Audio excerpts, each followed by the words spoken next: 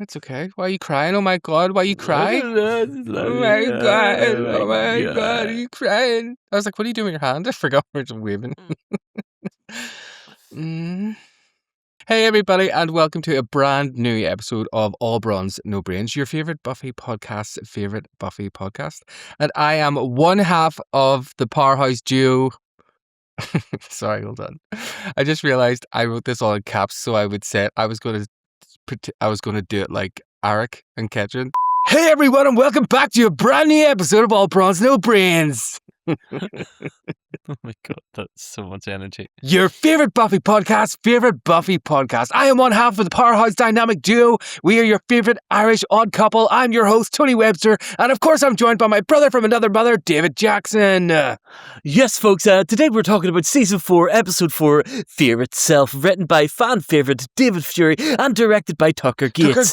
Tucker Gates. Didn't even touch her Gates. It's Halloween in Sunnydale, and this is technically my first Halloween episode. What did you do for the last Halloween episode, Tony? Well, David, I'm glad you asked, because I spent a few hours hard as a rock talking to none other than gorgeous bald stallion Garth Brooks about everything other than the episode we were meant to be talking about. Show me your armpits again, just to get me going. Oh yeah, there we go. I'm back. Oh, okay. But still, I'd prefer to be here talking to you with a floppy. Oh wait, it's not floppy anymore. Oh my God. Oh my God. I hate his voice. Command him to be silent. But still, I can't keep that voice up. It's so energy draining. How I'm do done. Americans do it? I just don't I have know. no idea. I don't know. I hope no one's watching this for the first time and they've turned off already. Come back. Come back. Come back. Well, before we get into the episode, let's tackle some of the hard-hitting questions brought to us by this episode. Is the real scare of the episode just how good Joyce's parenting has got? And who decided to give the whitest frat boy character a Rasta wig? And did you know that Oz's hairy half-wolf costume was based on a picture of me with no shirt on? Oh my God, I did it. Oh my God, it's true, it's fact. Oh my God. We you. We may roll the gratitude, bitch. Alright, I'll roll your fucking up my... Sorry.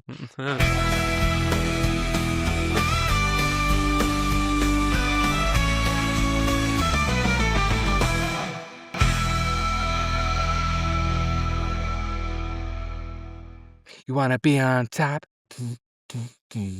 No. Tony's on top. Got my love on top, baby, 'cause you're the one that I want.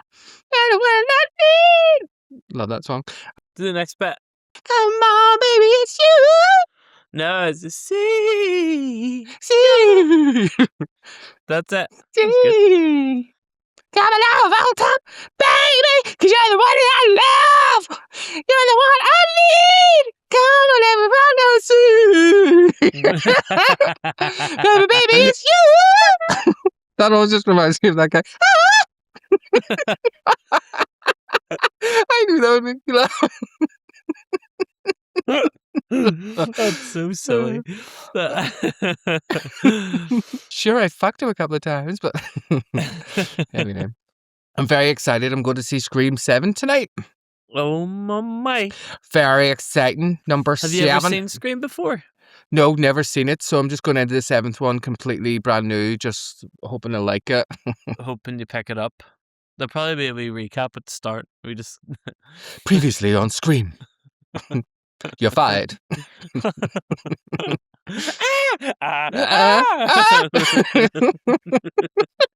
Oh, and speaking of Scream, if you haven't checked out our great friends Pony Club's new single, I'll be there. This is actually so far ahead that it's going to be so far.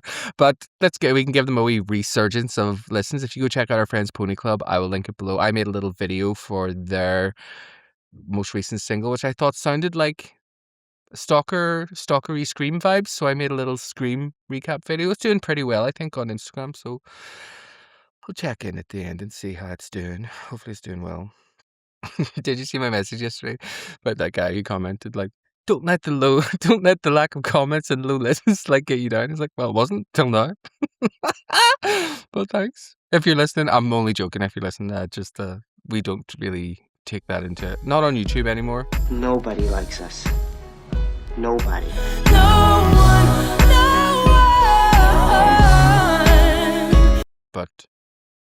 YOLO? Let's talk about Halloween costumes. Oh, yes. Well, first of all, Halloween. Are you a Halloween fan? Nah.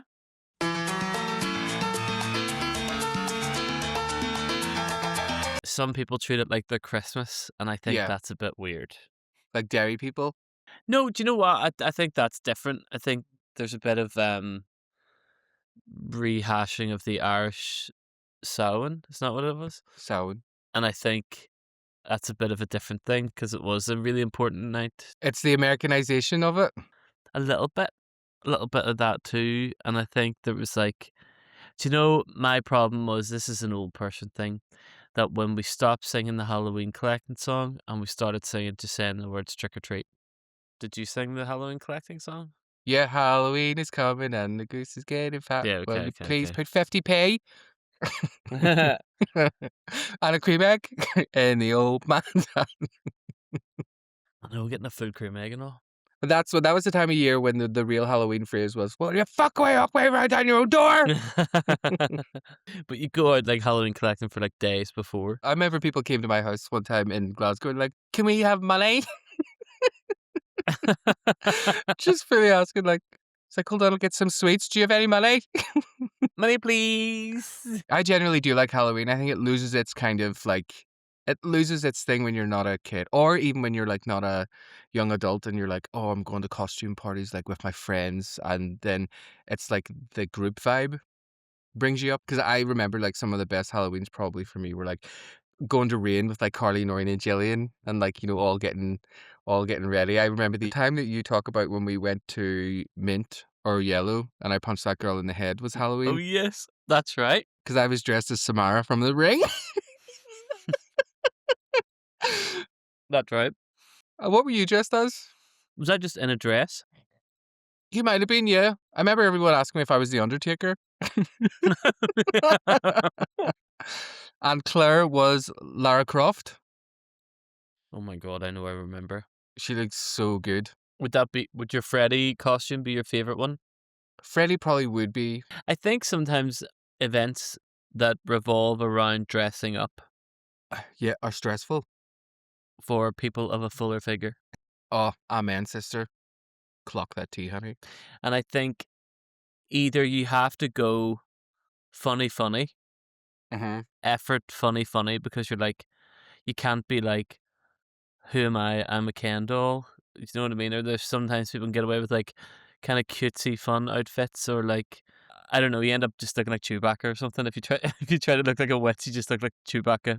As witnessed by my Samara versus The Undertaker. That's true. You were quite frightened actually in that outfit, to be fair. Oh, actually, I think I think my favorite, and I'll put a picture in here, was when I started doing drag during the pandemic, and I did 2 different nights of costumes, and I was Regan from The Exorcist. And the first night I did it very like straight laced serious, and then the second night I did it full on drag with like a glitter vomit and like green hair Very funny. and That's good. everything. So and then I recorded a lip sync to Not Myself Tonight by Christina Aguilera in the bathroom. I was obviously high on meth, but I'll drop it in here. Or no, I'll put it on our Patreon if you want to see. I'm kissing on the boys and the girls. Someone call the doctor because I lost my mind. But shout out to my other 2 longest running costumes, Straight Man and Happily Married. You never wore the straight man costume. I was never happily married. Kat and Eric from Major Sledge were here visiting for a couple of days, and we had such a great time. I took them around Glasgow. We just did we had some pints in like an Irish pub. We walked to the necropolis. We went to the Goma, which is my go-to things for people with no money because I'm skint. And it was brilliant. We had such a great time. They took me for dinner. We had Taco Bell and recorded a little bonus thing for their podcast that I was a guest on. Go check out that episode, The Zeppo, now. And what? And I had to explain to them about, yeah, Becky. Because they're American, they were like, yeah. And they were like, Becky. Do they not know that Big Brother reference? No. No, because that was UK Celebrity Big Brother. Oh my God, Jackie! Yeah, Bracky. Yeah, Becky. Okay, so we open with a lovely wee recap Previously on Buffy the Vampire Slayer. with the sex scene with Parker. Like, but the whole basically like a shortened down version of that whole episode. What do you think he meant by Previously on Buffy the Vampire Slayer. And then we get another wee shot of the rat coming in. Oh, Mama, get out of that country! I'm in the army. And then that's where we get the cold open with the Scoobies doing some pumpkin. I love saying pumpkin. Pumpkin, yeah. Pumpkin carving. And then I was like, oh my god, it's Is that when you're into incest? Pumpkin. Stop it! But Buffy's being a wee Debbie Downer. Wee Debbie Downer, not Deputy Downer. Are we Deputy? Deputy Downer. Deputy Downer. Deputy Oh Downer. no. Oh no. I wish I could do his voice. Do Who? you remember Deputy Downer? No, who was that? He was like the dog that has like, or Droopy Dog. Oh, Droopy. Yeah. Droopy Droopy. Did he speak like that? Oh no. But he had like, Droopy. yeah, Droopy. bit Snape like. I'm so sad to be. Snape was from South Carolina. Yeah, Droopy. Always. Oh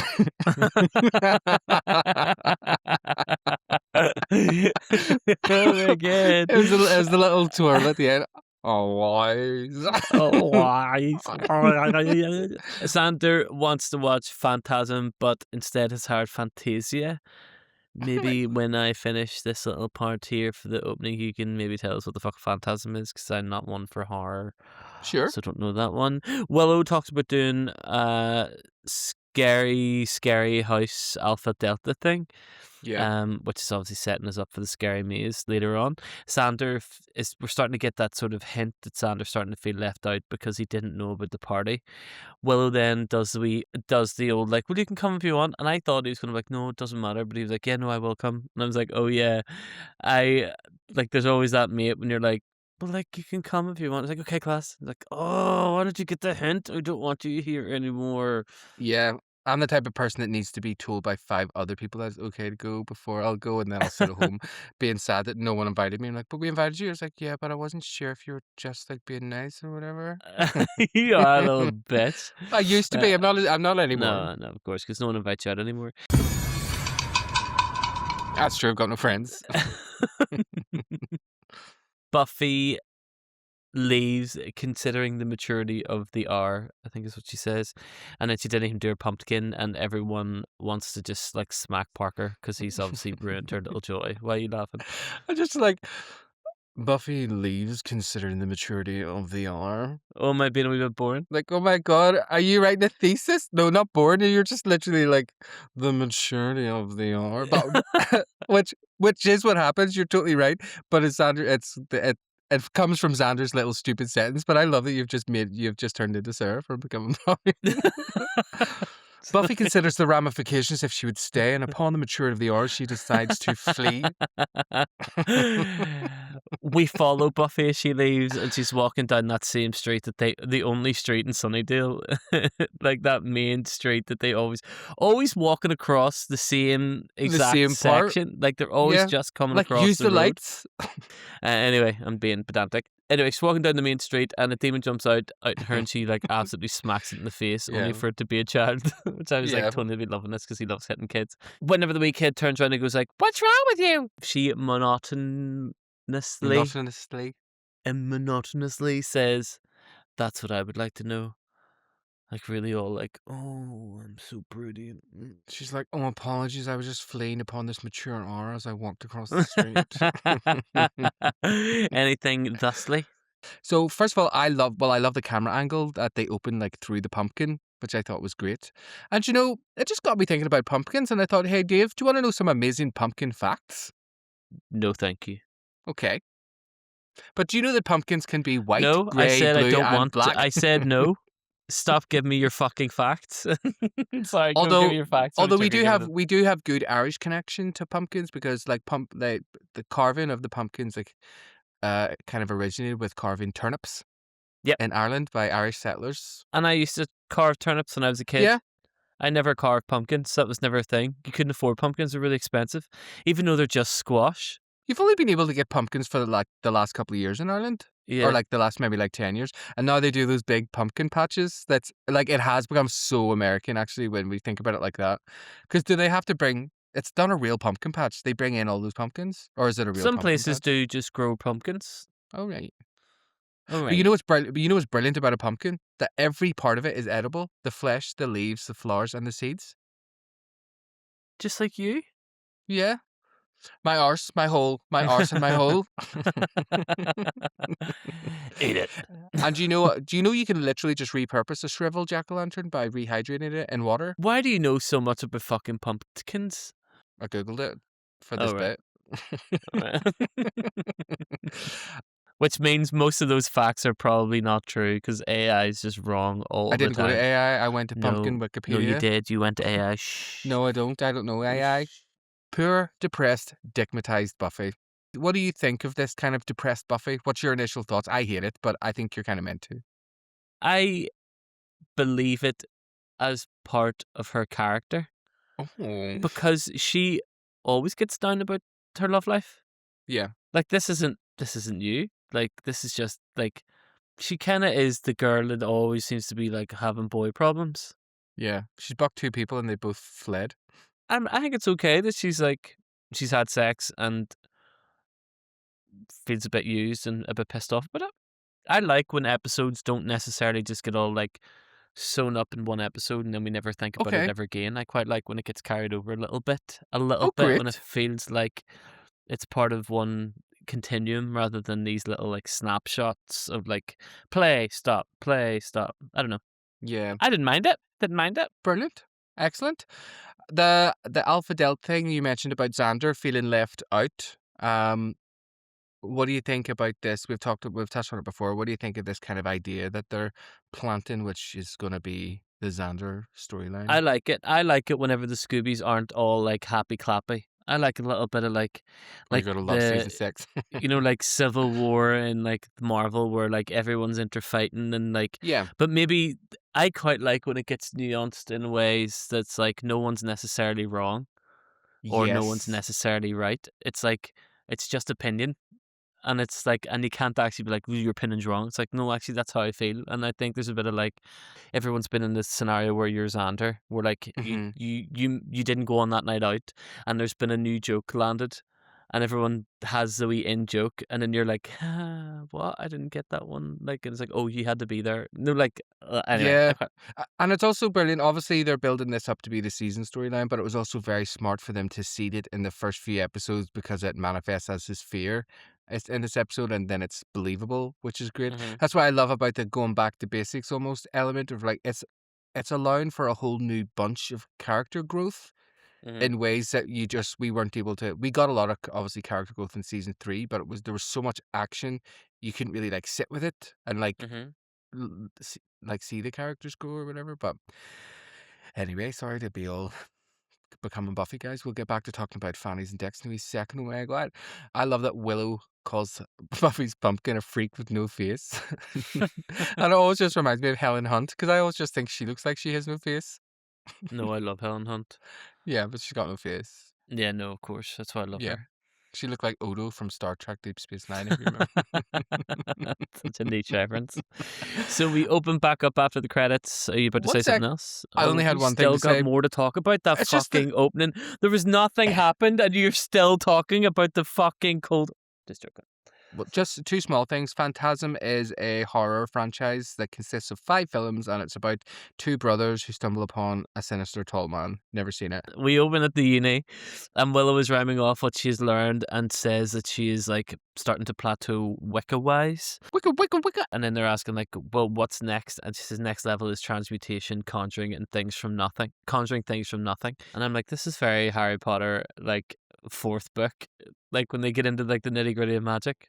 This is what you go to Professor McGonagall for, I think. Transmutation! Buffy isn't very encouraging, which isn't like her. Willow wants to experiment in college, only with magic, of course. And I'm like, I love the big honking gay flag that's being the big rainbow flag that's being waved over Willow's head throughout these seasons as they're. Yeah. Pretty sure she's a lesbian. We can talk about this more in a couple of episodes' time. I think it'll make more sense. But I can't really say anything without giving anything else away. My lips are sealed, and I mean both sets, so don't even try. There's no way you can't get your butthole to touch. There's no way your butthole hasn't touched it. The 2 sides haven't come together in years. There's only 2 sides? Sorry, that was so weird. Two sides, it's a circle. Anyway, I remember reading something that someone posted saying like we're just a big squidgy circle. Like we just have a constant hole in the middle, like, and then our flesh is built around the hole. I don't know. It's just this weird, like, Oh my god, do you know what I mean? we are human wormholes. No, wait, you'll feel better at the party tonight. Maybe you'll even meet someone. Willow, I don't want to meet someone. Willow again is trying to push her into meeting someone at the party. It's like Good, Tony's going to good. be I am so glad that pissed you off. said that because I was like, She's like, do you not see she's hurting already? It's like, you need to just get back on the horse, get back yeah, on the ma- pommel it's horse like, and get your maybe hold you'll again. meet someone at the party. I'm like, Buffy doesn't want to go. She wants to patrol, or has to, and we'll check with Giles, who is not Halloween mad, obviously, and then we have a funny little cut to Giles. well, first of all, I love that they use the uni cafeteria now for like a good walk and talk because it's such like a real life situation. Like you're like talking in the queue. I thought that was great. With Buffy not encouraging Willow and Willow being like, Don't do it. What kind of encouragement is that? This is an encourage me talk. I thought it was share my pain. but when Oz shows up, he says, "Oh, you didn't encourage her, did you?" So now we're really starting to see, I think that people are concerned for Willow, and then we get a Chekhov's wolf power speech. I know what it's like to have power you can't control. It's just a great subtle line that like plays into what happens later. But I thought Chekhov's was better than Chekhov's because he's Oz and Chekhov and Oz together. Chekhov's. Oh my god! I have a question for you. Do you think Buffy is moping more about Parker because she almost wanted to do it to prove she was like over Angel, and then what happened reminded her of Angel, so she's really actually having like repressed Angel depression? No.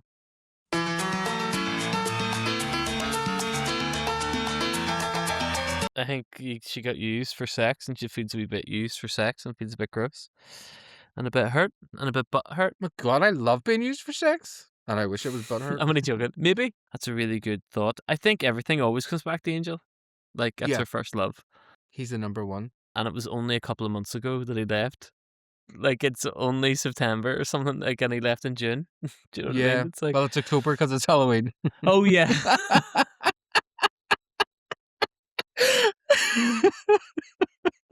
Yeah, so when Willow's like, you'll enjoy the party, maybe you'll meet someone, I'm like, ma'am, respectfully, I need you to stop. And even Buffy's like, stop trying to set me up with people, not in those words, but she's like, I don't want to meet someone. Like, I've already, like, I just can't be fucking bothered. Stop trying to make me go with people. Oh my God. And I don't know if you remember from the last Halloween episode, if you've ever caught up on it, but Buffy kind of saying that she needs to patrol, like something's going to be going on. Is like she's using what happened at the last Halloween as an excuse to obviously get out of going to the party because Halloween is typically not a demon. Like the demons hate it because they think it's crass. Hello, Buffy. Oh my god. It's a sombrero. And it's on your head. We cut to Giles in a sombrero, looking pretty chuffed with himself. Big bowl of candy. Buffy shows up. She's uncertain as to what the fuck's going on. But as a watcher, he didn't get a chance to enjoy Halloween, and now he's kind of like, I kind of love it. She's being a bummer. Buffy's being a full-on bummer. Why are you always such a nasty fat bummer? It doesn't get me annoyed. I'm like, yeah, she's just being like having someone who struggles with his mental health and constantly does go through that. Sometimes I have of recent times been just being a downer. I'm not trying to performatively not be a downer, and it is shit to be around. And I'm like, yeah, it is, because I'm like, I can't. You know what I mean? It's like that. Yeah, the only thing I would say is the difference in that, like, if you were to be that way after a one-night stand, I'd be like, wise the fuck up, David. Fair enough. That's a good point. Also, apparently, Giles loves Frankenstein. Buffy is trying to chat about patrolling, but can't with the fact that Giles is wearing a big, massive sombrero.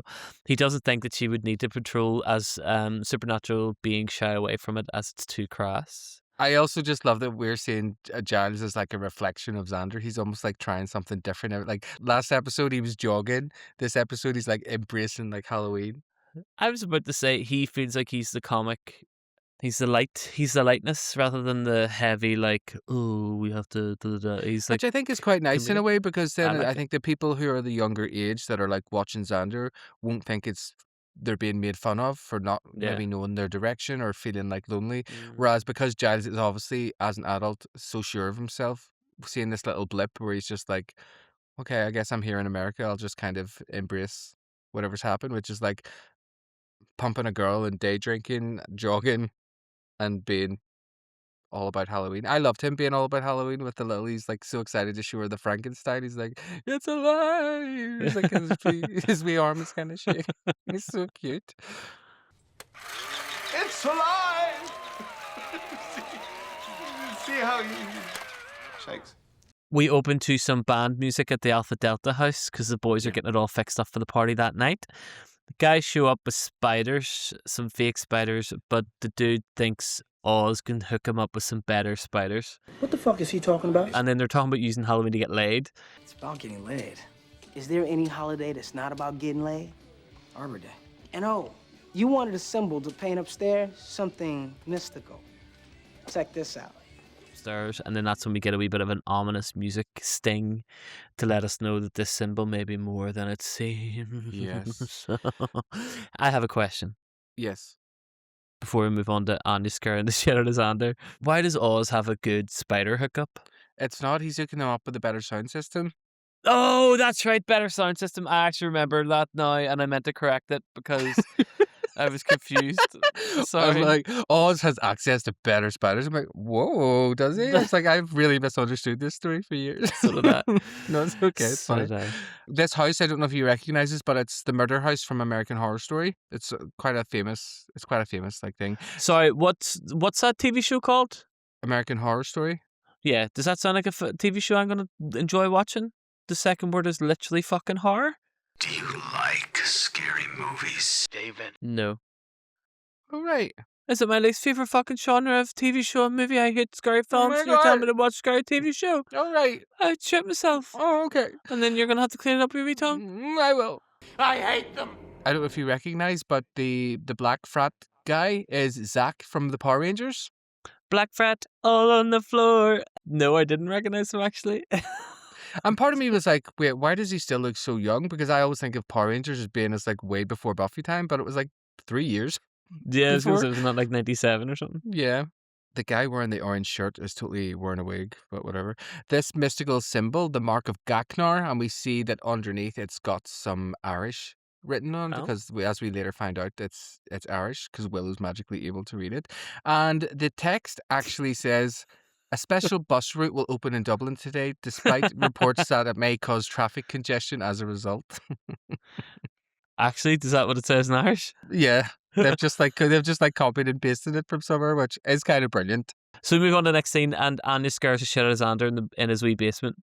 Anya's asking why he hasn't called yet, and Xander's is being a little bit flirty and is kind of happy to see her.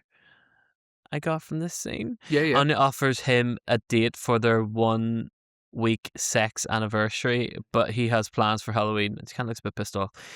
Anya's unsure why he is still friends with the Scoobies as he's so different and is being left behind. I love that she just says these things like so like, my friends Yep. then they're all going to leave you. Xander offers her to come to the party as her date, and he tells her to dress up. Something scary. Well, scary. Scary how? Anya, you, ex-demon, terrorized mankind for centuries. I'm sure you'll come up with something. This is so cute. I love her so much. Yeah, it was a really, really great scene. I also was seeing an interview that maybe you'd liked that maybe popped up on my Instagram of her talking about some of this.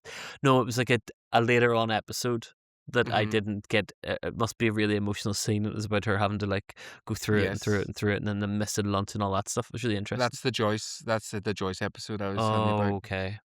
And quite funny, I saw a clip from that interview as well, talking about her whether she played it like neurodivergently after we had talked about that last week. Oh. But she said she didn't. That wasn't something that was in her mind. Yeah, the thing about her is that thing from the Emma Stone film where like she has been turned into a woman but hasn't been brought up as a girl through the society of shame around sex and shame around her body and shame. There's no shame because she hasn't been taught to be shamed. So I think there's a very like, that's why it's a very black and white. It's really Yeah. interesting that she isn't carrying some things that women would carry who have been the way Buffy is basically carrying a lot of shame and a lot of like, It's funny how Buffy has to walk around with the shame kind of around her neck, but your man Yeah. Parker gets to just be like, "I'm what?" And whereas I may be going way into this. I'm No, getting a you're wee not. bit. But that's exactly it. It's because Anya's literally at like that's it because she's like 1 year old. Yeah. She hasn't had time for it to like sit in her humanity.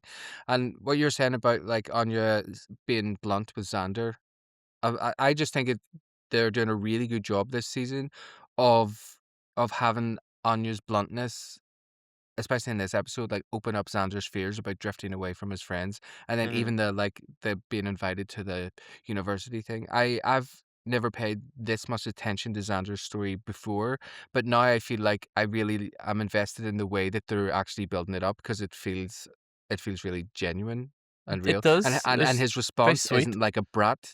He's like genuinely, you can see. I think it's actually deepening his performance in a lot of Yeah, ways it's too. more nuanced. It's not Yeah. just black and white. There's a little bit of. It felt nuanced. Yeah, it wasn't just it wasn't a one note kind of performance. There's a bit of like his looks. It was more like his looks are like had more nuance to them.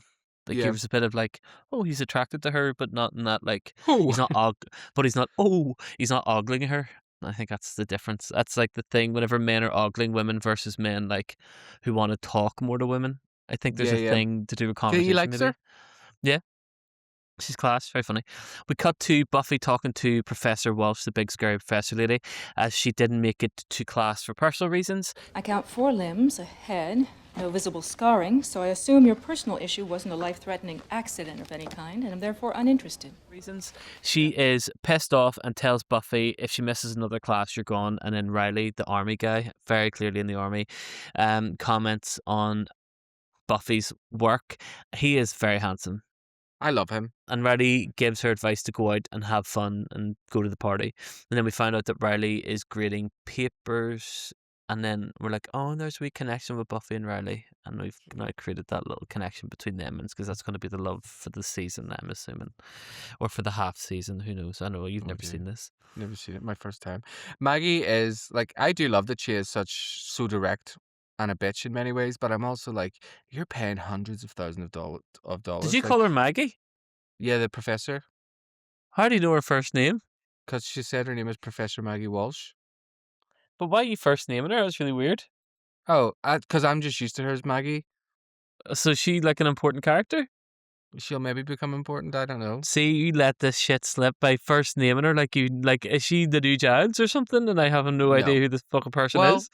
Anyway, I like that she's basically like, well, she's like 4 limbs, a head, no visible scarring, so it obviously wasn't life threatening. So I don't give a fuck. She's like, miss one more class and you're out. I'm like, excuse me, sorry, it's my 100,000 a year. It's Miss Summers. Miss one more class. I miss American Dream since I was 17.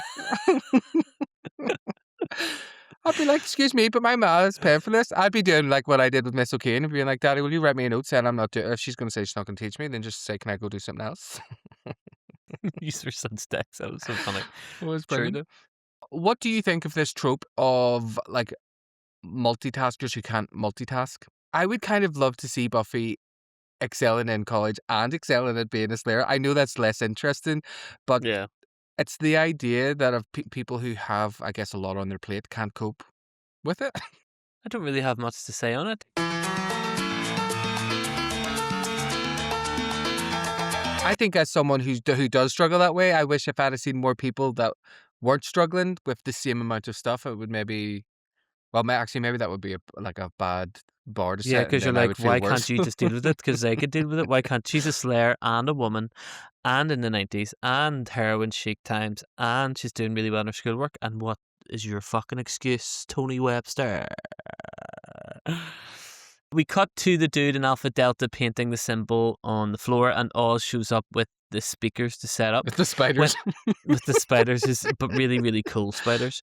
When asking about the symbol on the floor, Gachnar gets distracted by grapes. Xander. You had one fucking job! Fuck, right. That is the only thing. Sorry. That is the only thing about using pages. It will never allow me to type out the name Xander without changing it to something else. The odd time, there's one Xander that's spelled correctly and every other one of them spelled wrong. Gachnar. Xander gets Gator. distracted by grapes, and then he's like, oh, they're peeled grapes. Oh, fancy, blah, blah, blah, blah, blah. And they're saying that they're peeled grapes to make them feel like eyeballs. And I was like, that's really smart. They refer to Xander as a civilian, which I was like, oh, fuck off, you fucking people uni in uni. cunts. Yeah, Oh, exactly. Fuck off. And it's It's like, that's how someone from Queen's would refer to someone from University of Ulster. Yeah, that's how someone who does rugby at Queen's would talk about someone who's like, oh, you're a civilian. As they literally were on their days off, they wore like their rugby shirt. Yeah. Like their training top and all. Like even though there's no training that day. Happy a training bottom. Yeah. Friend, people. What I mean? Cute. And then we get a little stab of scary music. Scary music, and Guinea. Grab. Ribbon. Oz notices that the left speaker's fucked, so he suggests fixing it with a knife, cuts himself, and then fires loads of blood all over the spell on the floor, and then shit starts happening. We see like a spider walking on the spell, and then all of a sudden it cuts, and it's a really cool looking fake real spider, and it turns into a real fake real spider. Yeah, it turns into a real tarantula. I know. And then we cut to black. I also love the heat effect of like when the blood hit the spell and the floor went. Oh, that little, yeah. ripple. That little wobble. Yeah. Yeah. I thought that was really, really good. And I had a question for you. Do you think that maybe Oz's blood is more powerful than human's blood because he's a werewolf? I think there would be something in it, yeah. Because it was only one small drop, whereas imagine these spells, you have to like slice your hand, which don't even get me started on why people slice their hand in these situations. But Yeah, why they slice this part of your hand and not this part. Slice the bit of your hand that you're definitely going to use the most of, not this bit that you definitely don't need to use to grip anything or have any sort of... Yeah. But it makes me wonder, too, whether it's like it's part of the sacrifice part because you have to inflict a sort of debilitating... Well, I guess I would say that. People are stupid as fuck. It would say you Yeah. have to debilitate yourself, but they're not. They're like, I need to be dramatic and be like, Yeah. oh, Or why they're just not smart and get like a wee blood bag with a needle and just like you like take a wee thing and they just pour it on. I'd love to see witches using like, oh my god, Grey's Anatomy mixed with Charmed. Charmed that would Anatomy. be amazing. Willow's doing a spell that needs blood and she just pulls out her moon cup and just flop. That would probably be quite powerful as well because it's period blood. True. And that's like, it's like made by the moon. Not made by the moon. Made by the moon. Blessed by the moon. Oh, bless you, moon. Oh yeah, so then we've cut to the break there and we're on Act 2. So for anyone who's watching, you can see I am wearing a really cool Buffy jumper, and it's Buffy and Faith. This is from the Valentine's Lovers collection by Soraya Raya. She so kindly sent... I keep forgetting my webcam's over here.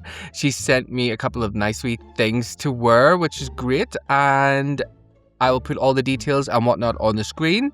She sent some really cute like little stickers and everything as well that says if the apocalypse comes, beep me. So make sure to go check that out, and perhaps if you're lucky there may be a little discount code for followers of the podcast. We'll see. But to be fair, you should just go support a great business that's making really good quality and comfy stuff as well. I will also be posting pictures of me because I'm gorgeous and you want to see them all. Oh my god! I can hear you. Right, so Act 2, where we open at Buffy's house and Joyce is it? Act 2. And Joyce is auditioning for Project Runway and she's altering Buffy's childhood costume. To me, she doesn't look cool. She doesn't look young. She looks like a Nigerian auntie. Buffy and Joyce, they have a wee like reminiscing about trick-or-treating when she was younger, and they talk about Buffy's dad, Hank. And I think Buffy calls her dad her Beard, which I thought was funny. Because we know Beard is in like, Yeah. you know, yeah. So, Lesbians. Lesbians. Lesbians. Scary husband. But they have this great like non-supernatural related conversation, and I just loved it because... They're my favourites. The normal day-to-day stuff. Yeah. And it was also nice to have a real moment of like, this actually is a big moment for them in terms of what we see of their relationship. Because Joyce isn't really in season 4 a lot, but it's really nice that like everyone's just having their own kind of storylines. They're in their lives, and everyone is having these big kind of deep emotional things, and they're somehow able to still juggle all the plates. I mean, storyline wise, Mm. like they're just seeding it really well. I just think it was very smartly done, and I like that it also reinforces Buffy's abandonment issues that she clearly has. So obviously, there's more to the Parker takes a poke thing, than what we realize. And Buffy actually says that when she says, is this what's always going to happen? Like, are people always going to leave? And I love that Joyce. Oh, she does say Joyce. I wrote Joyce. Sorry. Inside the quote. Joyce. Joyce says, Joyce, that's me. Joyce says, the divorce had nothing to do with you, honey. I'm like, well, I didn't think it did until right fucking now. Yeah, didn't say. What did that come from? But I love the real, like human down to earth advice that Joyce gives to Buffy, and I love Joyce like talking about herself, and she's like, when we moved here, and I was afraid to make friends because I couldn't trust people, and it took time and effort, but now I've got a nice wee circle of friends, and I just thought it was this really lovely, real moment. I just loved Yeah. it. Straightforward, not indulgent, not Yeah. OTT, just a nice wee, like, it's all right. Things will be okay.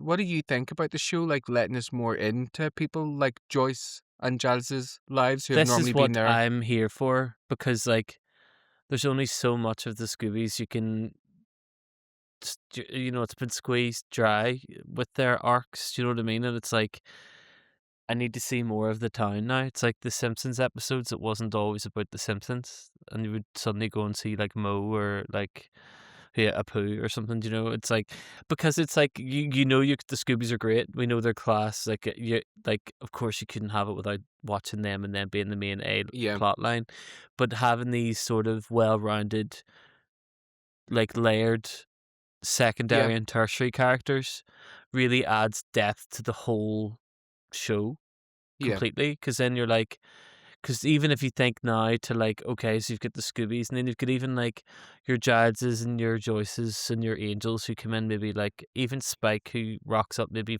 5 or 6 times a season. It just adds more reality to this alternative reality, I think. Yeah. Joyce references Ted, saying it certainly didn't help that my last boyfriend turned out to be a homicidal robot, and I just love that wee reference because I just wonder when Buffy told Joyce about that. No, yeah. Did she not know?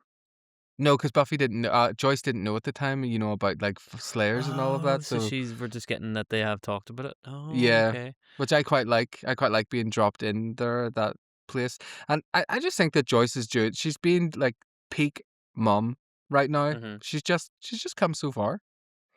Finally.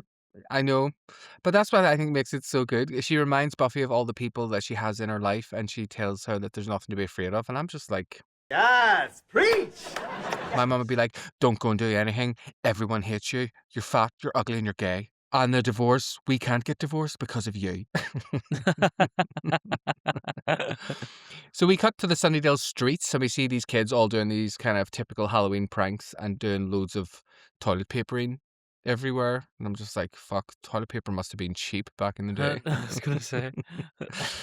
Willow's getting ready, fixing her costume armor while she's talking on the phone. And it made me realize I don't really like in TV shows when they do phone calls where you only hear one side. Okay. I don't know why. It just like, because I'm like, well, who's she talking to, and what exactly is she talking about? I just like to be more informed, I think. So Fair. that's just a wee side thing. So Willow goes out of the room, and she's like dandering down the hall, and she bumps into RuPaul. A drag queen! And Oh, he's- yeah. Yeah. Oh, yeah, that's right. Yeah. The next door I lo- neighbor guy. Yeah, I love that. We overhear this conversation between a lobster and a big wrapped present, which is so funny. He's like, There's nothing going on here. I saw you flirting with Do we have to do this every time? I love you, you know that. there's nothing going on here. She's like, you were flirting with her. I saw you. And he's like, do we have to do this every time? You know that I love you. But I just thought it was funny because he's a big lobster. He's your our lobster. You're gonna do that. I knew you were going to fuck me right in the hole. So we cut to the frat house and the party is going off. Well, I said party, but whatever's going on. Party rocking in a happy night. Everybody in the have a good night. There's these blindfolded girls. The douche is dressed like a Rasta. And a girl is feeling the grapes. And she's like, oh my God, this is gross. And then she looks and they've turned into literal eyeballs. And she screams like, fuck. Oh my God. She's like, that was probably restrained. I really restrained myself on that one. Restrained, yeah. So Sorry. outside in the street somewhere, we see that Buffy is dressed in her costume. She's dressed like Little Red Riding Hood. And she's approached by a sexy, suave Xander. And he's like, what you got in the basket, little girl? Weapons. Oh. And he tells her that he dressed as Bond in case they turn into their costumes again. Buffy's like, realistically, you'll probably just end up as like cool head waiter guy. And he's like, well, as long as That's I'm quite a cool funny and line. with some sort of power, I don't mind. Willow is dressed as Joan of Arc because she's like, because I almost got burned at the stake and because I share a close personal relationship with God. And then when they ask what Oz is, he opens his t-shirt and he's got a sticker saying, my name is God. Great I joke. thought very smart, very, very Very good smart joke. joke. And I love that Xander's like, I could have been God. There is an odd pacing in this scene. I don't know if you thought this, but they're kind of walking. There's a little bit of silence before the army guys come out of the bush. It's almost as if like someone's missed their mark or something. And there's I just didn't notice. it's Oh, I just a did weird- notice. Yes, there's a beat. Like a Yeah. beat of like something should have happened here. Yes. Then they obviously bump into the army guys that are coming out of the bushes. And on the rewatch, like I do love how they're just giving us one little drip of the army guys like every episode in a way that doesn't feel out of it doesn't feel No, it's out my of favorite place. thing. I love that they're not explaining it. They're not even giving me any information whatsoever. And I'm like, thank you. You don't need Yeah. to spoon feed me absolutely everything. Just pepper some stuff in there. We'll catch up at some point. I'm not stupid. I can see that there's army people with guns kidnapping vampires. I cannot wait until you finally tell me what the fuck the government's doing with vampires, because that sounds like it'll be really interesting if it is a government army. Anyway, If that's what it is, I don't know. Oh my God. So Buffy's like, oh great, you both have dates, except third wheel Buffy after Xander says that Anya's coming. And Xander's like, well, you're more like a fifth wheel. like that. It was funny. And Willow's like, Xander, fuck up. And she takes Buffy's arm. She's like, we're going to have such an absolute laugh. At least she doesn't say you're going to meet someone and fall in love with them. Thank fuck. Xander looks amazing. Yeah, doesn't he? Like Gorge? he looks fucking phenomenal. And I forgot that Buffy's done a Red Riding Hood thing before. Because remember, there was someone on the porch had her Riding Hood, or her coat. She had a red Yeah. coat. And because I was like, why do I feel like I've made a reference to her being Red Riding Hood before? And I was like, Yeah. oh, it was the guy dressed up as like the wolf person, or like it wasn't the wolf pack, but it was like a Yeah. The Kralik. Kralik. That's right, the big The mad scary vampire. monster. I was going to say I have to do a modern interpretation of Red Riding Hood, and it's literally like a ginger whore in the Bronx. Little Red Riding Hood, bitch. If anyone is looking for a modern retelling of Little Red Riding Hood in a film version, there's a great film, I think it's called Freeway or Highway, with Reese Witherspoon and Kiefer Sutherland. And it's like a modern telling of like her going to her grandma's house and she gets like attacked and by Oh, Kiefer that's cool. Sutherland's character. It's really, really good. So we cut to inside the frat house. People are running around like mad, screaming like fuck, and we see someone getting eaten by like a Venus flytrap or something, and someone's getting swallowed by the couch. It's like all these really fast, like flashy, scary scenes. That I did a really good job, I think, of selling it. But my fucking epilepsy was going through overdrive. Oh my God, don't have epilepsy, just for anyone who asks. Josh, the Rasta bro, is running in a panic. He trips over his feet and down the stairs and breaks his neck. And this just reminded me of you trying to walk down the stairs when we were younger. I was thinking of Death Becomes Her, but yes. Yeah. I just had a very specific memory of you like tripping over your own food, falling down the stairs and lying at the bottom, like Family Guy style, like Yeah. But I feel like I remember like you holding a can of Tennants and you falling, and it was like you fell so fast the can of Tennants was like still in the air. Like Wile E. Coyote. Yeah.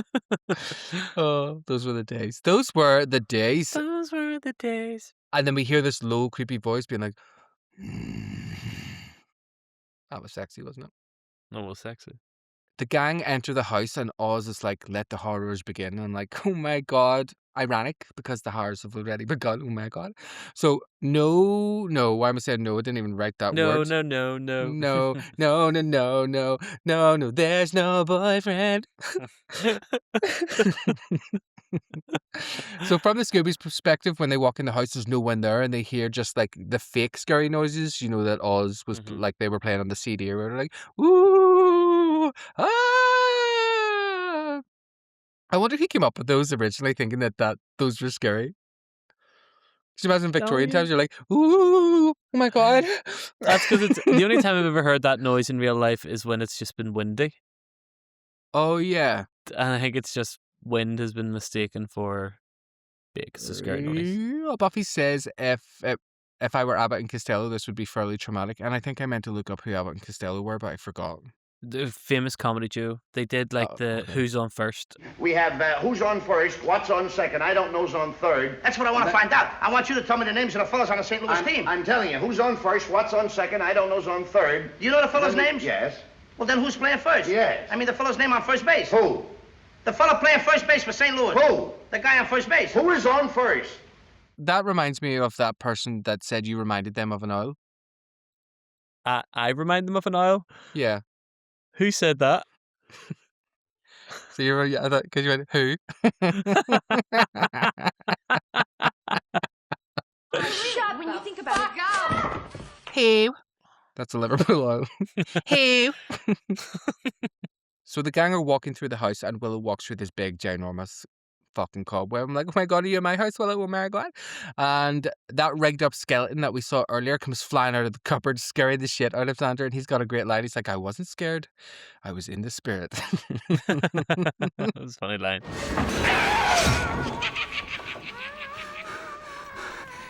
I wasn't scared. I was in the spirit. Which I thought was great. And it's like, he's a Christian. He's in the spirit. Oh my God. He's in the spirit. Willow has a real tarantula crawling on her, and I love that she's like, that is not sanitary. I just thought it was so funny. They seem to be lost in the house. Like they keep getting to places where they're like, wait, weren't we just here? Are we going in a circle? Buffy finds a pool of real blood, and first thing she does is stick her hand in it and smell it, which I thought was, interesting choice. Buffy hears squeaking. I feel like there's so many things in all of these episodes recently where they're like, can you hear that? And they're like, no, what are you trying to hear? Like it's like someone took one joke and repeated it 3 times.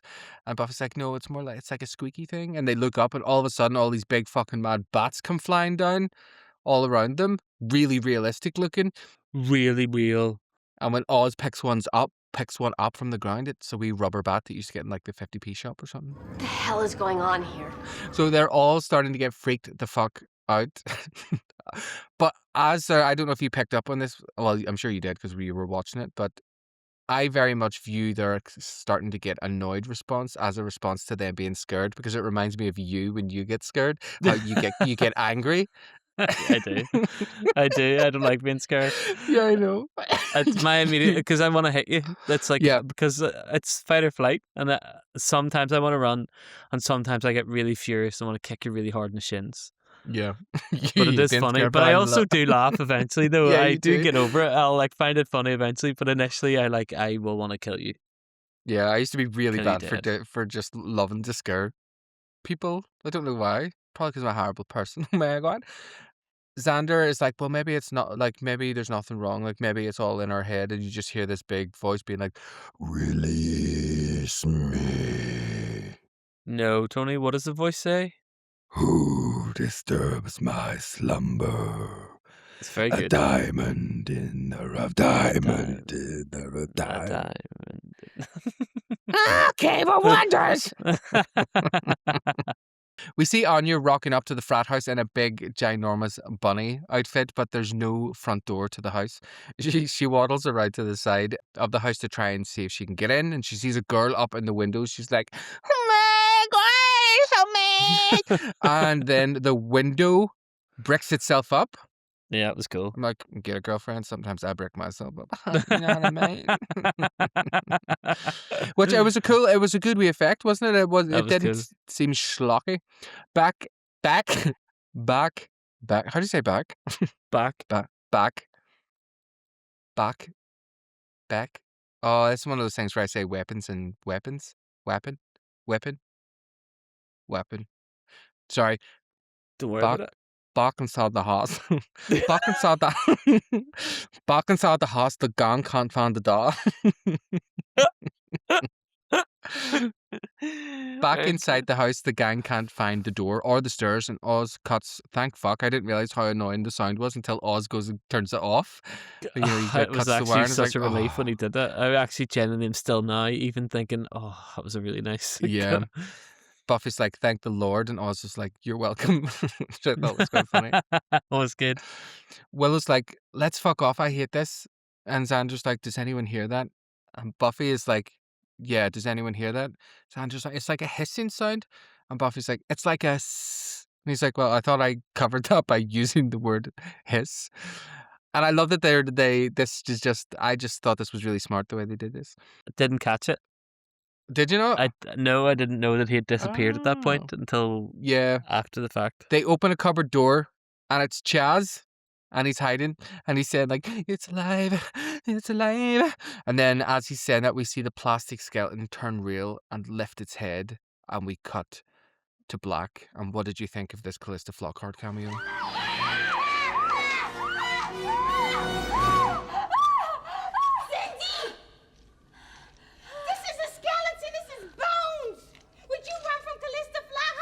Quite like the skeleton effect.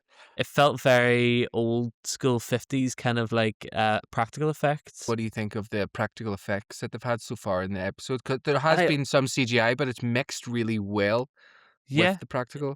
It sort of is giving me Sabrina the Teenage Witch vibes of how they've been, because I think Sabrina might have been a little bit after this. But no, I will always prefer practical effect. Like when you see, because I watch so much like VFX artists react, and you see when they're making animals and stuff that they build it from the skeleton, so then all the movement of everything is all related to how things move on top, which I just think is fascinating.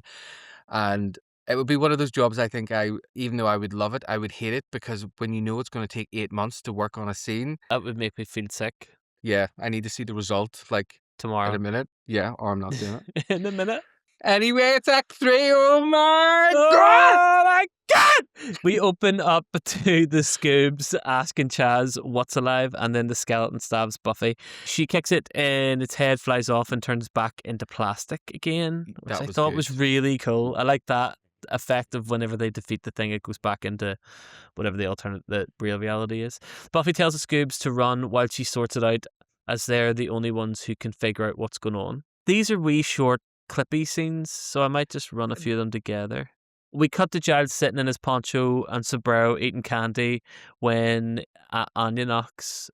I keep going to say Anya and not Anya. I keep wanting to say Anya as well, but it's just... It's actually Anya, because it would be like... Anya. But Anya being the Irish AINE fada. So for people who are listening, we will probably always say Anya, because it's just the way our brains are going to make it come out. Because, well, it's obviously an Irish name. But we know it's Anya. Oh, maybe it's not Irish. Maybe it's like Russian, is it? Well, it's Anyanka. It comes from Anyanka. Anyanka. Oh, yeah, it would be Russian. Oh, that's very interesting. Anya. Anya. It is really hard to It's only because I remember being corrected, it's like, it's not Anya, it's Anya. By somebody called Anya in school. I also struggle with like Leah and Leia. Yeah, that does. That especially when you know two people that are called that. It's probably not hard for someone like Sarah, but when we were talking to Sarah, when we were talking to Leia, I knew I kept slipping in Leah every now and then. And it was really annoying, because obviously I know that her name is not that. Yeah, that's it. Sure, keep going. She's explaining that Xander's trapped and she cares less about the other Scoobs, to be fair. Yeah. Anya explains about the door and the windows all disappearing. Giles figures out almost immediately what's going on. And Giles tells her not to worry about Xander, as he is amongst friends. Yes, I like that. I like that Anya being like, Xander's in trouble. And Giles is like, what about everyone? She's like, oh, they're in trouble too, but like, we need to get Xander. I like that. I love Giles, like, knowing instantly like what it is, because it's like he hasn't got to flex his watcher muscles in a while, and he says, oh, matter and reality distortion sounds like a summoning spell's temporal flux. I'm like, yes. Yes, daddy. Get it? Buffy and Willow are fighting and blabbering because Buffy is being dead bossy. And Willow is talking about conjuring something to guide them out, and Buffy says... Well, let's be realistic here, okay? Your basic spells are usually only about 50-50. Oh, yeah? Well, so's your face. And Willow's like really raging. Yeah, it's actually quite offensive. So's your face is her only response, which is my favourite thing whenever you're like so annoyed at your friend that you're like, you know, like I get like that, I guess, if Fiona says something a little bit offensive. Because that's not our relationship. We banter a little bit, but it's not as strong, not as much as what me and you would be like. Yeah. So it's whenever Fiona comes in with something, and sometimes I've said this to her so many times, that like her disproportionate responses. Like Fiona would like come back and be like, "Well, you're probably going to die alone." You're a big fat ugly cunt that no one likes. Yeah, and that's why. Do you know, like would say something like that, and you'd be like, but like it's just. But I love it. No, you don't. No, I don't. No, I actually do. Willow's raging at the fact that Buffy's basically calling her sidekick or treating her like her sidekick, and she even says, "I'm not your sidekick." I'm not your Xander's sidekick. trying to make things a bit better, chatting to Buffy, but she can't seem to hear him, even though he's standing there, and he follows her. And this is when we sort of realize that Xander has disappeared. I have an example of when you would crack up the way Willow has. Okay, is it going to make me crack up though? No. Okay. No, it would be fair reason why you would crack up. It's like if someone questions your ability to edit or like if someone was, let's say, hire you as a photographer for something and it starts telling you what you should be doing for that job. And I would know that would be like, but you've hired me to do this. I have folk shoots and I was the lead photographer for shoot, like that sort of stuff. When you're trying to justify, it's sort of similar to when people are like, it's worse when when you're at a wedding and it's like I can see anything like that. I can take it if it's from the person that's paying me because I'm like, okay, because you're the one who's paying me. But see, when it's just someone else who has nothing to do with it. Yeah. If it's like an uncle who's like, oh, what kind of camera have you got there? Oh, I take a couple of and they're like, oh, so what are you edit on? Oh, I use, and I'm just like, I don't care about any of this. Like, fuck off. Or I would probably get a little bit if someone's like, although I do think I get manipulated this way sometimes because I'm like, I can't do that. I'm going to show you. But like if I can't cook something or like I bet you could make me a really nice dinner tonight. yeah, it would work on me. Or like, I think maybe Fiona would have one time been like, can you sing that? And I was like, really like, yeah, fucking can't sing that. What do you mean? It's like, anyway, that's all. That was my wee bit. Cut to Xander trying to find Buffy, and he is alone. We hear Willow talking about how she is strong and okay, and Willow finds stairs, but there's no body. We realise, Willow is still raging. Oz starts turning into a werewolf randomly, which is so odd. And then Willow and Oz are kind of like unsure because it's not the full moon. So why is he turning into a werewolf kind of thing? She reaches out to him, but he scratches her and then runs away like, fuck. She becomes a werewolf. And then she's a werewolf, and then that's the end of Buffy the Vampire Werewolf Slayer. Will the werewolf witch? We cut to Xander still wondering. He's in the mirror, he's like, no one can see me, and the head is like, I see you. That's right, yeah. And then Oz is taking a wee bath by himself. He's hiding in a bathtub. He's just went for a wee bath. No, he's in the bathtub like freaking out. Really good acting. I felt really like good. I actually had like a wee sting of like, oh, poor Oz. And these are shots that are jumping like from here's what's going on with this person, here's what's going on with this person, setting the scene, and then we get Buffy wandering the halls alone with the tense, creaky noises and the music sort of building up a bit of tension. Willow is on top of the table doing her guiding spell, and it seems to have brought like a little lightning bug, which I thought was really cute, which I am obsessed with because I still find it insane that we have these things that light up, that float about in the sky, and it's perfectly... I remember catching them when I was in America, in South Carolina, and being like, I can't believe that this exists in the world. This is insane. Like a fly that lights up. That's mental. Yeah. That's mental. Even now, It as I'm is. saying it, that's fucking mental. We're just like, yeah, so.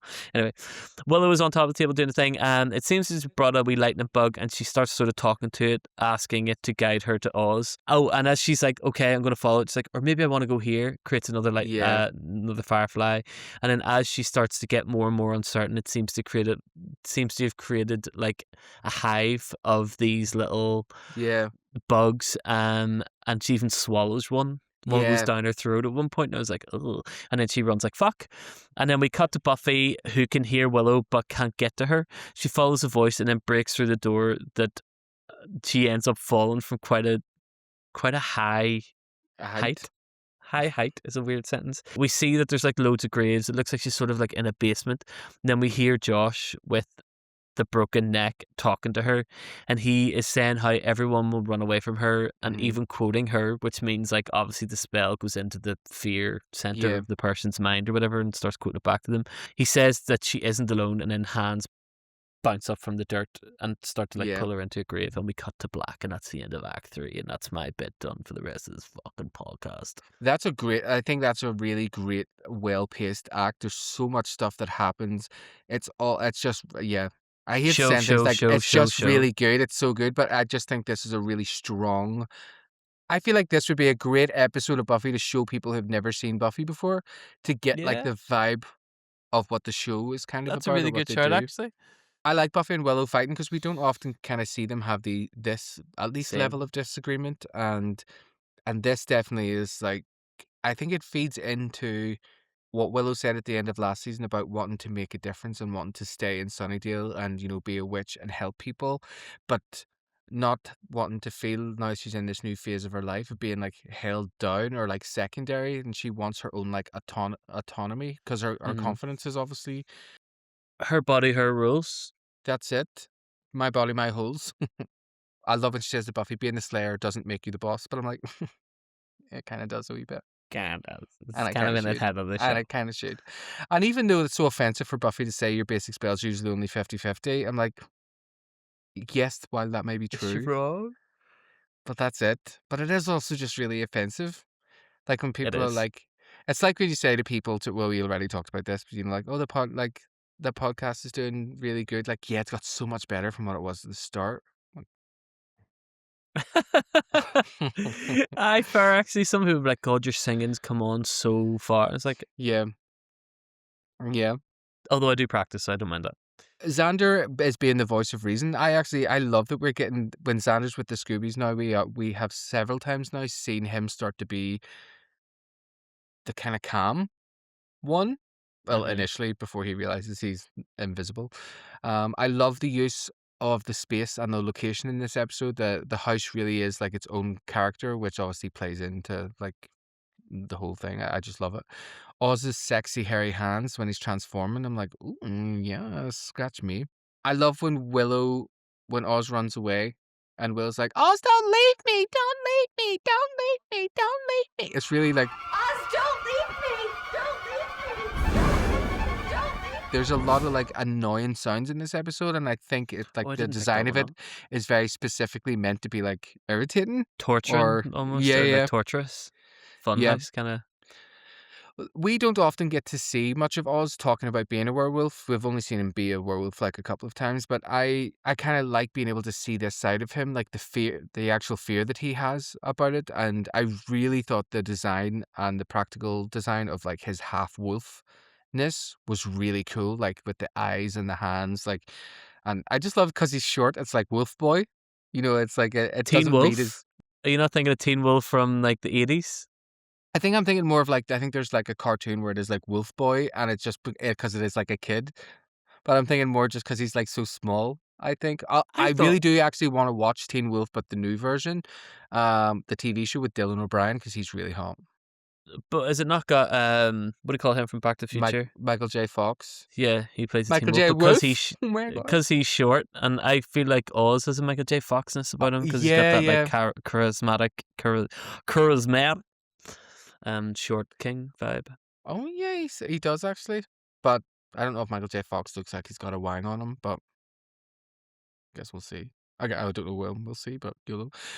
Willow's little conjuring spell, I love the effect. I love those little lights that she conjures, and I love them kind of going inside of her.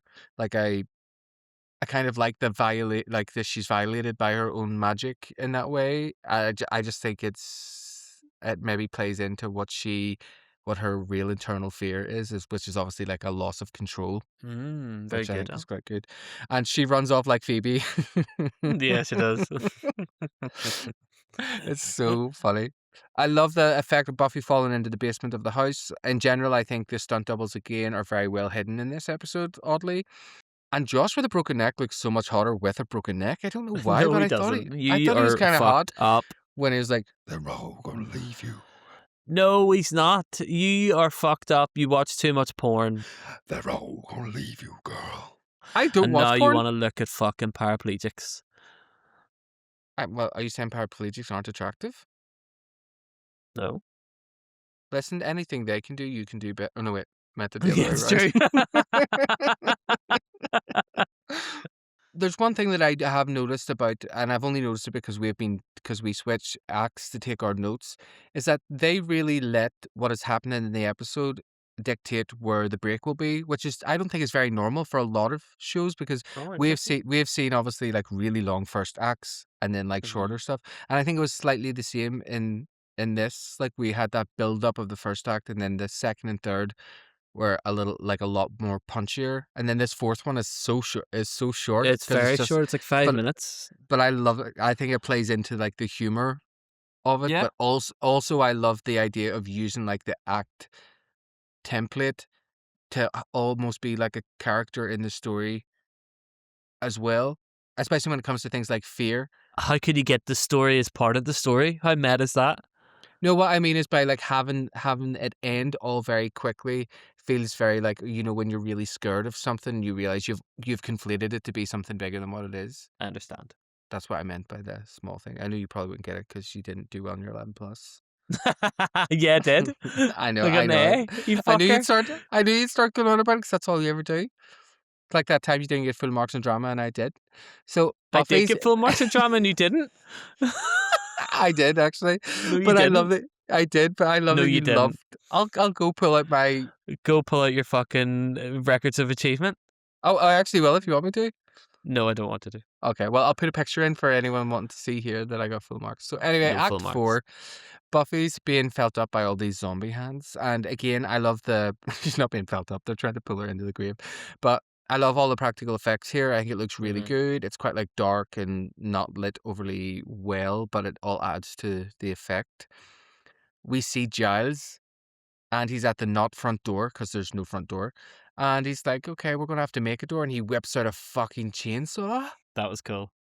Yeah. That was cool. That must be an iconic moment in Buffy. It is. Like, I was wet.com. Brokeneck Mountain is telling Buffy not to bother fighting, but she gets away into the main upstairs room from Sorry, earlier. Tony, can I just stop you right there? Brokeneck Mountain is just some of your best work. Genuinely, the fact you just ran over that and I had to stop the podcast to be like, what a wonderful joke. Thank you. I'm here all week taking loads in the back. So, on the front. Buffy in my front China. Buffy manages to escape all those zombies, and she finds herself in the main upstairs room from earlier, except it seems empty. Well, empty compared to what it looked like earlier. But we see people all huddled around and like nothing has happened. Like this is all obviously like in their heads or whatever. And Willow runs in screaming, being like, "Get them off me!" And Buffy's like, "We need to get out of here." Xander's like, "Well, I'd offer my opinion, but you're not going to hear it anyway." I might as well hang out with my new best friend, Bleeding Dummy Head, for all you dork scared. What is wrong with you? You heard that? What's wrong with you? What's wrong with you? And Oz is like, the house is trying to scare us. And Xander's like, "Oh, look, there's the book I saw them painting the symbol from earlier." And Willow's like, "Oh, well, I think it's Gaelic." Buffy's like, "Well, what does it say?" I'm like, "Oh, wow, well, I guess Willow knows Gaelic," as the voice is like, "Release me." But why is he also not speaking Gaelic? There's no gays in Ireland. Of course there That's is. a thing the Americans do have. Of course, there's gays everywhere. They're not! Maybe we can understand it. Yeah. Oh, maybe, oh my God. Maybe it's just saying like, whatever release me would be in Irish. I just love that this happens sometimes in Buffy where it's like, this is an ancient Sumerian. I think it says. Yeah. Yeah. But they do make fun of that at some point later, like it's in season 7, I think, when Dawn was like, I was reading like in this ancient Sumerian spell, and Willow's like, I think I've read a translation of it. And Dawn's like, there's a translation of it? Like, oh my That's funny. God. Who's Dawn? Don't know. I burnt myself. Mm. Actually, I burnt my whole hand. Do you see how there's like a red? My knuckles are all Yeah, red. what on? Oil. Poured oil over my hand, but I got it I kept it freezing for ages, like wrapped it up, so none of it got a blister, except I forgot to wrap this little part in between. Yeah. So it was like wrapping my hand like that, so it stayed warm, and it's sore as fuck. It was rough. Gaelic. Whenever she was just like, it says, and then she starts speaking Gaelic, or she starts saying, I'm totally into like the representation, you know. I think it's great. So yeah, it just made me go, ha ha, I dead on. yeah. And then moved on. Willow tells them that it's the mark of Gachnar, a summoning spell for something called Xander's like Gachnar. It's so funny. I laughed out loud at that. And it turns out Gachnar is a fear demon, and he's using their fears, and the fears are feeding the demon. The whole place starts shaking. And they're like, right, we need to get out of here. And they go to the door and they try to leave. But right then, fucking Giles kicks down the door, looking sexy as fuck with his mad chainsaw. Xander's like, it's Giles with a chainsaw. But I love that Xander's just getting scared. Yeah, initially when he bursts in, he scares the shit out of Xander, because it's like Yeah. a sort of Texas Chainsaw Massacre kind of like.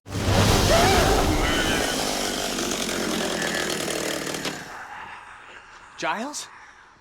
Hey everyone, it's Giles with a chainsaw. Yeah, I know, but Leatherface is not that calm or good looking or sexy. Oh my God. Leather? Yeah, I am. Barely know her. You're not Leatherface, you've been moisturizing. You used to be Leatherface. Now you're Suede Face. That'd be nice. Oh yeah, and Giles is like, oh fuck yeah, it's obviously Gachnar. And Giles shows Buffy a picture of Gachnar, and it's this big fucking mad troll looking, spiky dominatrix looking fucker. And Giles is like, okay, I love this part. Giles is like, okay, so shutting down the spell can be done one of two ways. Destroying the mark of Gachnar, and of course Buffy hears that, danders over and like destroys the mark.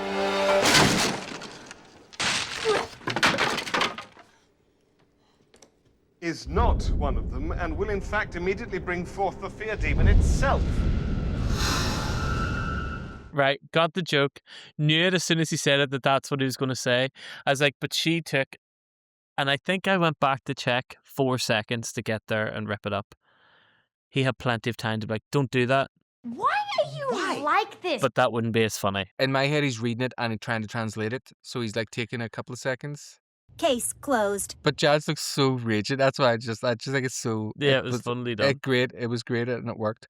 Greatly done. I love the effects here as well. Like the floor all lights up, and we hear this distorted screaming, like, "Oh yeah, baby girl, here I come!" And we see Gachnar is brought forth.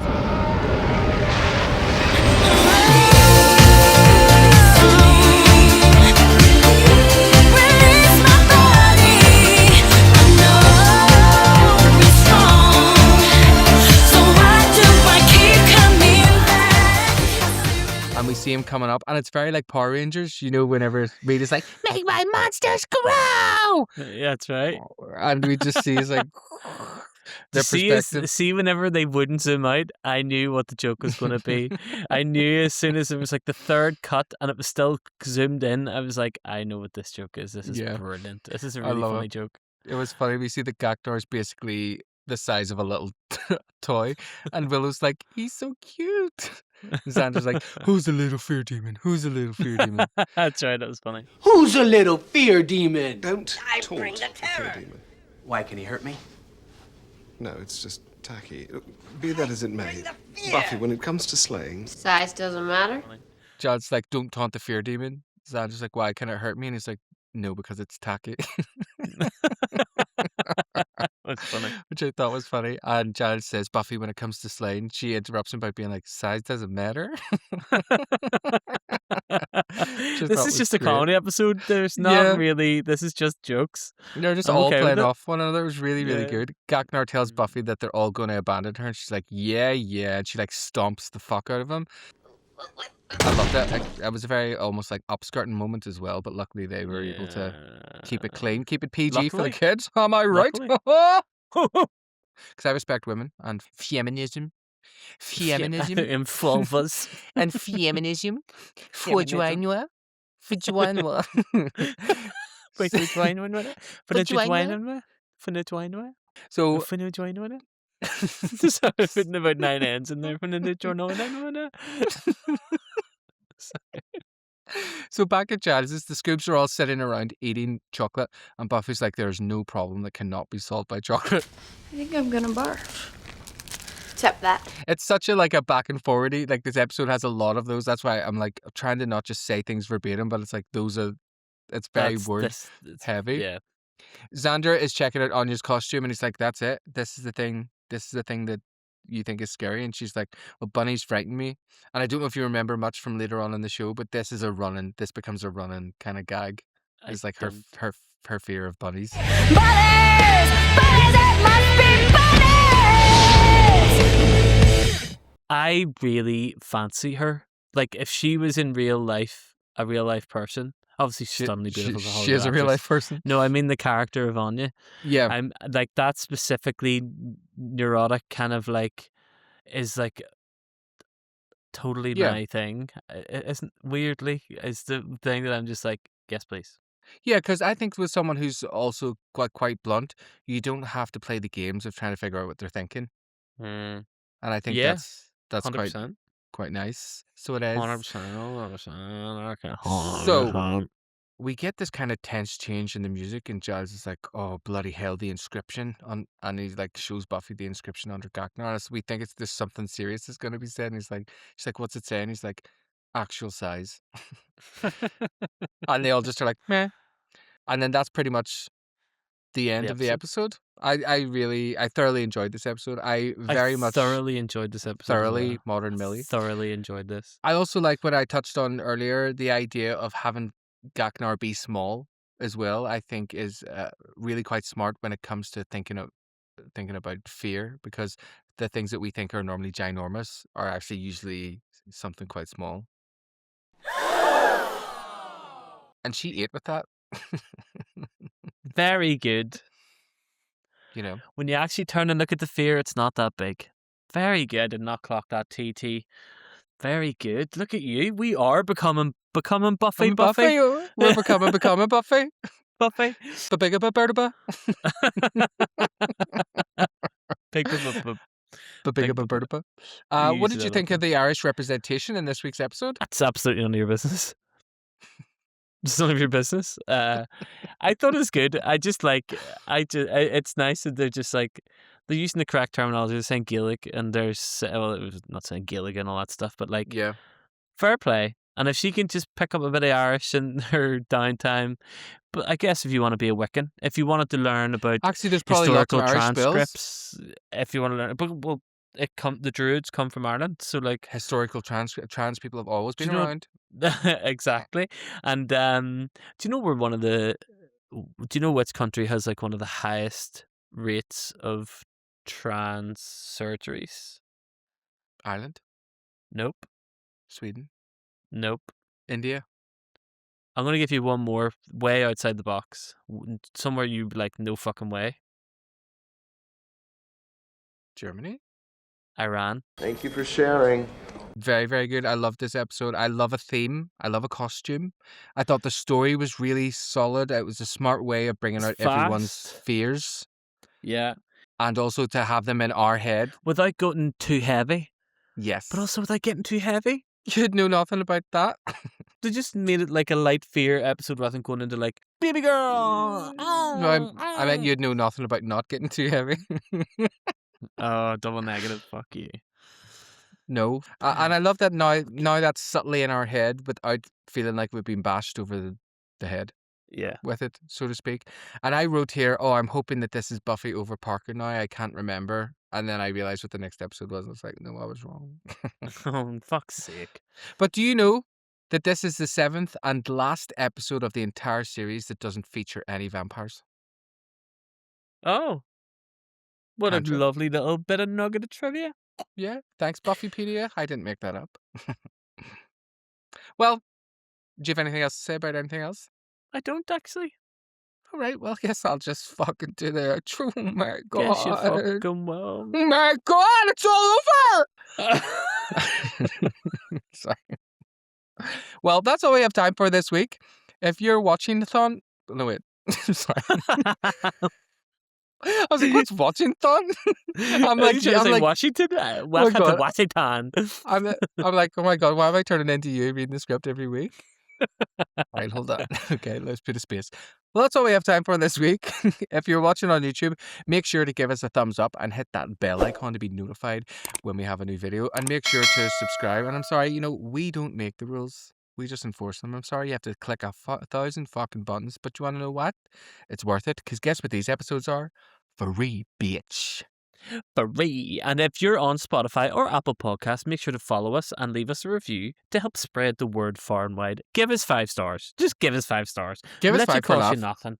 Yeah. No one's going to go in. No one's checking your reviews to be like, I'm going to make sure this person's reviews are really cool because they're really, like people who leave those like Google reviews and all. I'm like, get over yourself. No one cares about your specific thing. They just want to know if that fucking restaurant's good. Well, do you know what someone is doing on YouTube? And if you're the person, I'm calling you Go out. fuck yourself. They're disliking our YouTube videos. That's a common thing. That's a really, I think there's like bots that actively have been created just to always dislike every single video on on YouTube. It's just so annoying because it's like I the love it. like ratio is always like 88%, 93% or whatever. I'm like, who the fuck is this? Like, it's probably from. And anyway, make sure to join us as well next week for one of the dumbest episodes of Buffy ever. And really? And if you'd like early access to episodes, clips from the cutting room Faloa and bonus I would. episodes, How can I get those, Tony? Oh, I'll tell you how you can get them. See if Tell you me go them over. now. I'll tell you. Tell me. Do you want to hear? I would love to hear. Can you please tell me how I can get more information and more content? Yes. And would you like it as in a GCSE drama style? Yes, please. If you'd like early access to episodes or clips from the cutting room floor and bonus episodes, then head over to Patreon, where for less than a whole flim, but I'm poor, a flim, you can support us, and get all those extra goodies. Until next time, pass you by. Sorry, because that's when you start feeding up the music at the end. Lean up on a memory. Remember the good times that we had. It's gonna slip away when all those things go bad. Why is it like They the laugh aside. Lighthouse Family? One night, heaven. Because that's what she sounds like. Moving on up. Dun, dun, dun, dun, dun. Moving on up. Dun, dun, dun. Yeah, ho, hey. Yeah, ho, hey, ho. Yeah, ho, hey. It's just ho, ho, hey, ho. It's just a group of clowns singing. They're just doing their noses. Ho, ho, ho, hey. Yeah. I was trying to find the image in my head what you're doing. That's so good. Hey, ho, ho, hey, ho. But yes, anyway, guys, make sure to join us next week. Oh my God! My God! My neighbours will be like, "What are you doing?" Right. Anyway, thanks very much, Chick. Thanks let very me much, stop Chicken. recording.